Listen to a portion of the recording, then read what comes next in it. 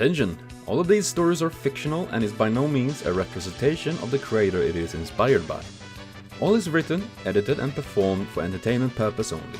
Also, be sure to check out the Vtubers.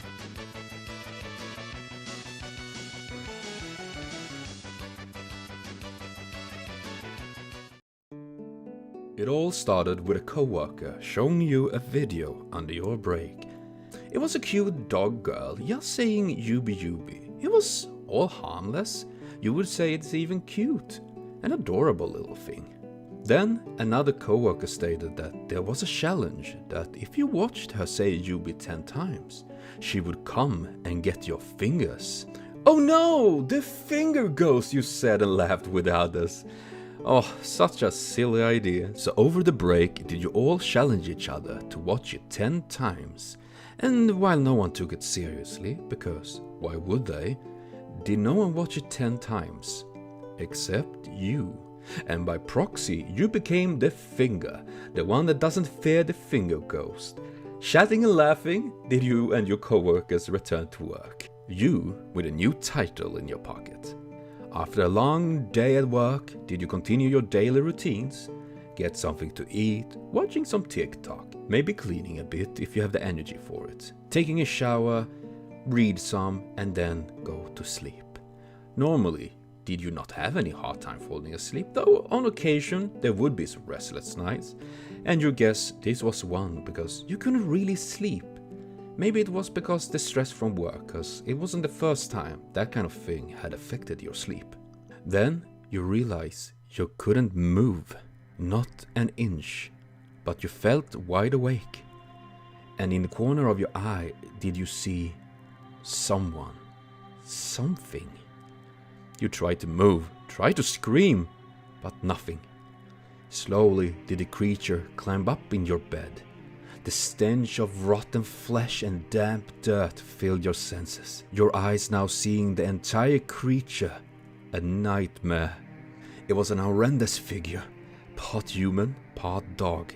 With dirty brown fur and a torn yellow dress just as dirty. There was no eyes.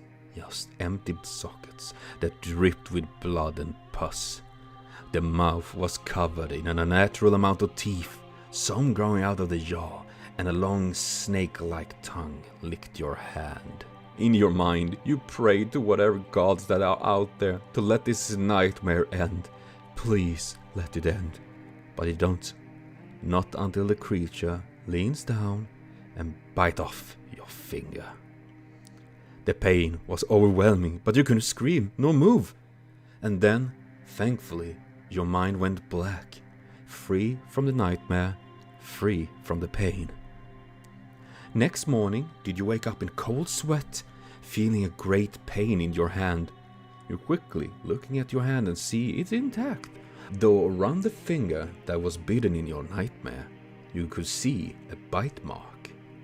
There was also a horrid stench lingering in the room, making you feel sick. As if not the nightmare had been bad enough. It had been without doubt the worst night in your life, and you gladly left home for work, just to get all of that out of your mind and getting out of that place for a bit. As the night approached, did you hope for a good night's sleep? But your hopes are in vain, because the paralysis demon appeared again, eating a different finger this night, feasting happily as it made disturbingly cute noises. It happened the next night as well, and the night after that, and after that. 9 nights in a row had this nightmarish hell occurred. You had given up on your job, on everything you loved. You tried to be awake, fearing sleep and the demon that comes with it. No matter what, would you not allow yourself to fall asleep. You try so hard, doing all you can, not to fall asleep, but then you hear under your bed a faint whisper. "Yubi, Yubi." You could hear it and you knew it was coming, the monster, and you try to move, but you can't. You try to scream, but you can't. The demon slowly crawled up your bed, its horrid breath filling your senses with dread, the empty eyes pouring a foul liquid as it gurgled out of Yubi. And it started to feast on your last finger, a pain that will last your entire life, a hellish pain that you suffer in silence. A single tear leave your eye as you pray for the pain to stop, for this nightmare to stop.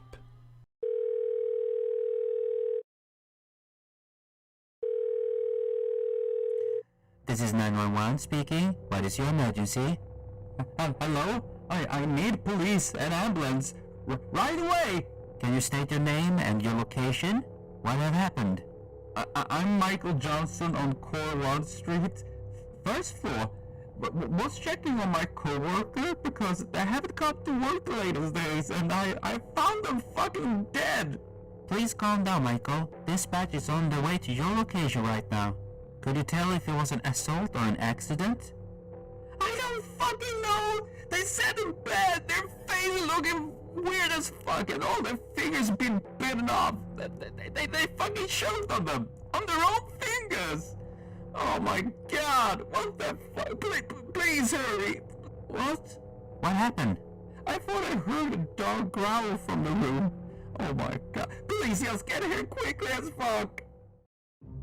It was one of the rare occasions as you stepped into the old bookstore, so ancient that it was probably around when the great library of Alexandria burned down.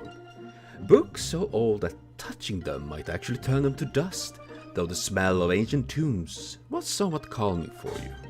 You had no reason to visit really, other than trying to find something that could inspire your writing, since you had entered a writer's block the latest month. It was painfully so, since you made a living on writing. Not that you had written a masterpiece like Tolkien or Shakespeare, but it was your passion and you had been lucky to publish some work.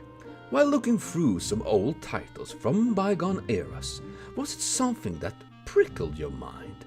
Something that forced your hand to pull out the book from the dusty shelf? It had no title, only the author's name, Ike Eveland. You muttered to yourself as you have never heard of such an author. With your curiosity piqued, did you decide to buy it and went home with your new purchase under your arm? At home in your study, did you open the book to find it surprisingly empty? Just the very first page had any text on it, and it was in some foreign language that you didn't recognize, while the rest of the book was empty. Though hidden in the book's hard back was a beautiful quill, white with blue stones in its feather and golden plated nib. Simply an outstanding tool. Beautiful and graceful. This Ike Eveland must have had an outstanding taste. Without much thinking, did you put the nib towards the paper of the book and wrote? Because suddenly, did you feel a rush of inspiration unlike anything you felt before? The excitement to feel your mind paint vivid scenario was like a drug. You decided on a spooky story, since it was Halloween after all. And as a joke, did you write some horrible ends of some of your friends? One friend was afraid of drowning, so it was just fitting they drowned, right? The other was afraid of fire, so a fire would suffice. And the third hated heights, so it would be natural that they fell, so a fall it would be. As you wrote page after page, was it as if you could see all of this in front of you, like a movie?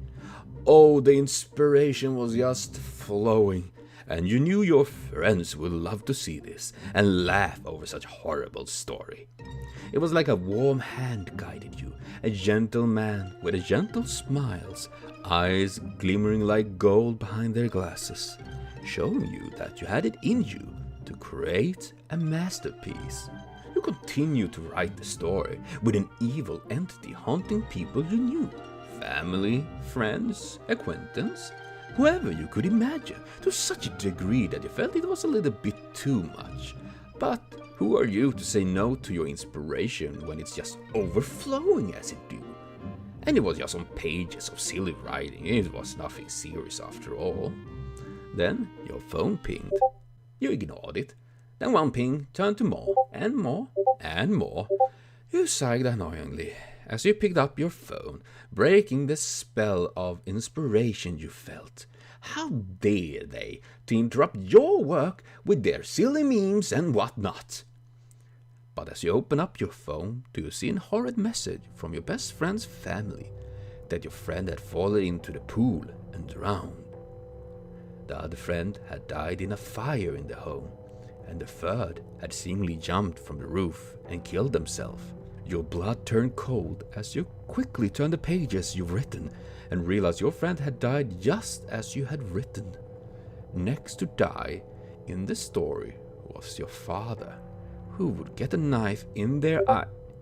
You felt nothing short but dread as you checked your phone to see a message that your father had died by knife into their eye and head.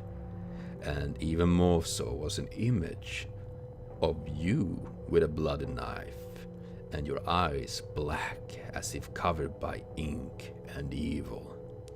Suddenly did colors of red and blue fill the room as police cars had arrived. They brutally got in and pushed you down, saying you were under arrest for multiple murders. As they drag you out of your home, do you see a man sitting at your desk. A handsome young man with golden eyes behind his glasses, clothed in white, blue and black, and in his hand did he hold a quill as he kept writing in the book.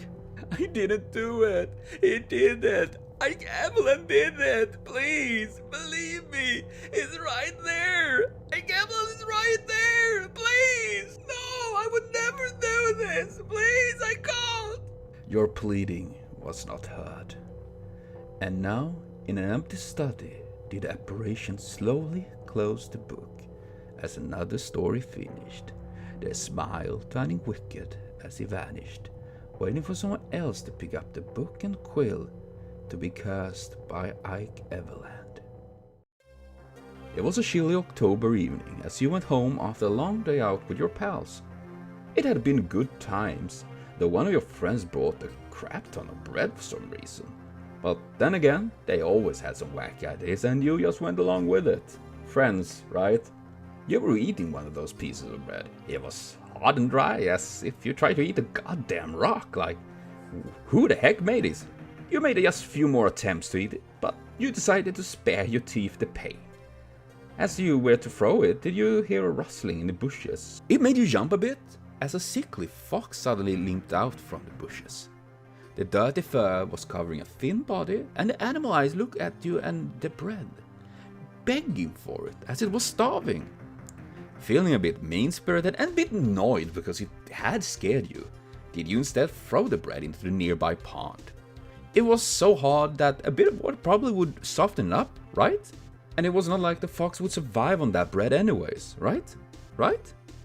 With your action justified, in your mind at least, did you continue your walk home? And in the background do you hear the fox jump into the cold water and trying to catch the bread? And with no more thoughts on it, did you put in the earbuds and fill your mind with music and went home? For a few days did things continue as normal. You study, you worked a little bit extra because you need that cash, hang out with friends, did some gaming, etc. The usual. But one day, would you suddenly hear an odd sound? It was like an animal trying to imitate a human laugh. Really disturbing shit. You asked your roommate if they could hear it, and they looked confused and shook their head. Nope, they didn't hear it. Being the rational person you are, did you come to the conclusion that it was just probably a rat or some piping making the sound, or maybe the wind, it can make all sorts of crazy sounds, right? But as the day kept going, would you hear it more and more, louder and louder? In the corner of your eye, would you see like a small fox, grinning and laughing at you? But every single time as you turn around to stare at it, to tell it to shut up and fuck off, was it gone? Like, what? You thinking, am I hallucinating this? Am I losing my shit? Maybe you are. And worse is, it started to sound more and more, even as you try to sleep. And every time you ask your friends if they could hear it, would they say no? For a while, you thought they were pulling a prank on you, like they was gonna show you this on YouTube one day and laughing their asses off over you going a little bit wacky. But the sound became more and more unbearable, and you soon realized that this wasn't a prank. Desperate, did you seek medical help? But they didn't find anything. Nothing from the scans and no medication seemingly helping. Such were your desperation to end the matters that you even sought help from the church. But hallelujah, they couldn't do anything else than pray for you. And that really don't do anything, right? As time went, did you not hear the world anymore? Just the laughter. It was as all of your emotions were drained, you couldn't care anymore. And as you reached the end of what your mind couldn't handle, did she appear. In any other circumstances would you call her beautiful, with the fluffy pink hair, the large fluffy ears and just as fluffy tail, the revealing outfit that would make any heart beat an extra, and the gazing purple eyes. But right now was she the most terrifying being you could imagine. Her laugh echoed through your mind and soul as she leaned over you, her mouth opened up, revealing thousands of sharp teeth, her jaw dislocating like a snake as she started to feast on your body that turned into bread.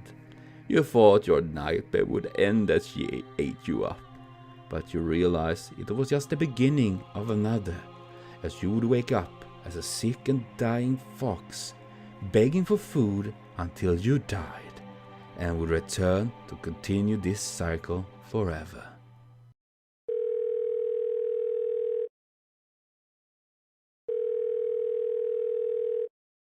This is Detective Thomas speaking. Hey, it's Carter. I'm now in the dorm and looking around about the missing person. Anything you can report? No. We talked with everyone, but they all said the same thing. That they have been acting erratic lately, claiming to hear sounds no one else heard. Well, it sounded like they had a psychotic breakdown. Maybe, but, well, what? We found a lot of breadcrumbs in their bed, like a lot. House cleaning is not our job, leave it to the others. Just save some photos and samples, then continue the searching. Right, sir. Welcome to another video with the tomb, guys! Today we're gonna check out that ancient grave here in Old Britain that is said to be cursed. So remember to subscribe and like for more, because we always dropping bombastic videos and streams live. So join the tomb, guys, and become a tombling! The stream started off as usual, with you and your 3 friends hyping up the adventure you're gonna have, exploring some ancient resting places. Though it had been tough for you lately, as some whining bitches on the internet had started to complain that you all defiled and disturbed the resting place of people long gone. But what does that matter? They're long gone, not like they would care. As you would say, they're trying to cancel you, but the tomb belief stands strong. Just like an undead, would you always rise again? Arriving by car, did you and your friends enter the forest? It was an old one that really set the atmosphere for a spooky time, with tall and twisted trees seemingly reaching at you like grabby hands. Simply, it was perfect for the stream. While walking, did you explain about the stories you heard about the area, about an evil lich that once ruled the forest? Though the story said that the lich was killed and hanged in an apricot tree, cursing the forest around it. The story was mostly manufactured, as they usually are, as you had found barely anything about the legend and made much of it up. But it made it just more impactful, as the watchers could imagine it themselves. Though you had seen some photos of the trees, you knew the tree existed. It took a while, and you and your friends would goof around and spook each other as you made way and eventually found a tree. It was placed in a grove, raised on a little hill, standing in its lonesome as if it was bullied by all other trees. Damn you trees and their bullying. It's never been the same since we started chop them down. The tree was dead, like my personality, but blackened as if touched by the plague. On the trunk, did you see a carved text? And curiously, did you read it for the stream? Here rests the vile lich queen Froot, cursed to sleep in the seed of apricot. Never release what's held in soft flesh, or the bones of the dead will fresh. Those once dead will all rise, and the living will pay the price. As you read out loud, as one of your friends mentioned that it probably pronounced fruit rather than fruit, but who are you? You're not a language major. You're a streamer. And then suddenly you hear one of your other friends shouting excited. There is a fruit there! Excited do you and your friend turn around to see the very fruit and started to climb the tree to get it, while the last one of your friends mumbles that it's probably not best to touch it. But their concern was overshadowed by the fact that this would make a great stream. The fruit was beautiful orange, warm to the touch as you pull it off the branch. On the ground you hype it up for the camera as you daringly take a bite of the fruit to instantly spit it out. Yuck! As your mouth got filled with maggots. The other laughed as you threw the apricot to the ground, stomping it. Well, that was nasty as all hell. But at least you got to be happy that you made more views than ever on this stream. So that was awesome. Though you all turn around when your friend called out to them, pointing at the fruit, because the seed had started to float, pulsing as if it was a heart. The ground started to writhe and move under your feet as a horrible banshee scream was heard. Bones rose from the ground with the apricot being the heart inside the rib cage. Dirt and branches formed into flesh, making a beautiful woman that let out another scream that was not as beautiful. Rising from ancient graves were skeletons, hundreds, thousands, the forest filled with cackling laughter and the rattling of bones as they moved. In an instant had they grabbed one of your friends and ripped them to pieces, cleaning their bones from the flesh.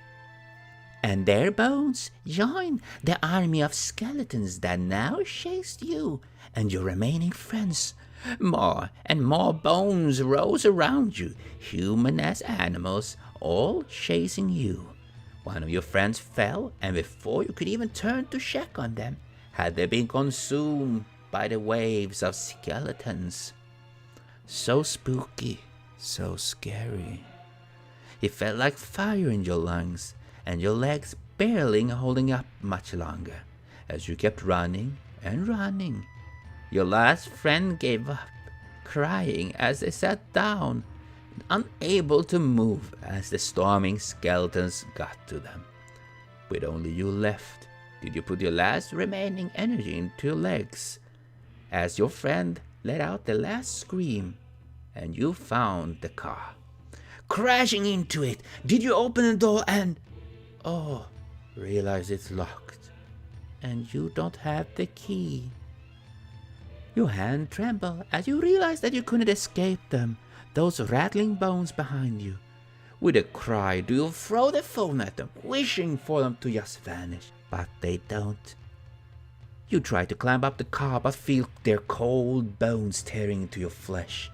In panic and in pain do you cry, Mom, please save me, Mom! Though your cry didn't stop the skeletons from ripping off your flesh, and only the bones from your body would remain. You joined your friends as you kneel in front of the lich of the apricot that is now your eternal ruler. This forest is hers again. Spooky, scary skeletons. So there you have it. 4 horror stories inspired by 4 different VTubers. And I just want to thank you all for listening, and hopefully you like it and subscribe even. Because I'm gonna try to do more of this kind of stuff if there is an interest for it. And yeah, whoever is gonna be next time, we're gonna see. But for now, hopefully you enjoy this. And I will be back with more stuff here on the channel. So thank you everyone, see you later, and have a continued super great day.